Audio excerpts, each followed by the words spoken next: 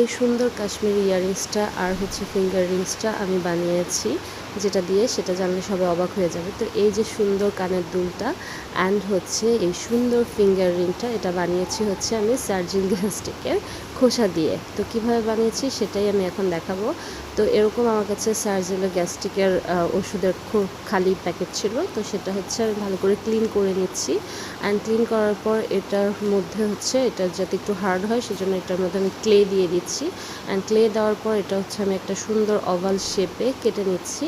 কেটে নেওয়ার পর আমার কাছে এই কালার ছিল, তো এই কালারটা ম্যাজেন্ডা কালার আমি দিয়ে দিচ্ছি। তারপরে হচ্ছে আমার কাছে এরকম পার্ল লেস ছিল, পার্ল লেসটা দিয়ে দিলাম। অ্যান্ড হচ্ছে আমার কাছে ছিল এরকম স্কোয়ার শেপের ট্রায়াঙ্গেল শেপের কুন্দন, তো কুন্দনটা দিয়ে দিলাম। অ্যান্ড আমি এরকম চেন নিয়ে নিচ্ছি। আর যে ঘুঙুর বা ঝুনঝুনি যেটাকে বলে, এটাই হচ্ছে মেইন কাশ্মীরি ইয়াররিংসের মানে মেইন আকর্ষণ, যেটার জন্য হচ্ছে কাশ্মীরি ইয়াররিংসটা খুব বেশি সুন্দর লাগে। তো এখানে আমি 8টা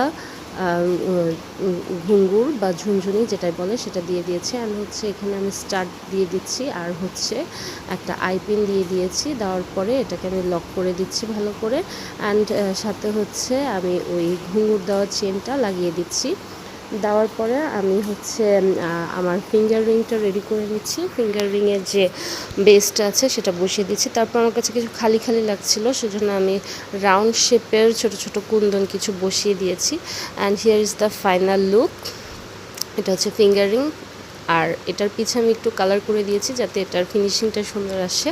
তো ফাইনাল লুক কেমন হয়েছে অবশ্যই সবাই কমেন্ট করে জানাবেন। ধন্যবাদ সবাইকে, আল্লাহ হাফেজ।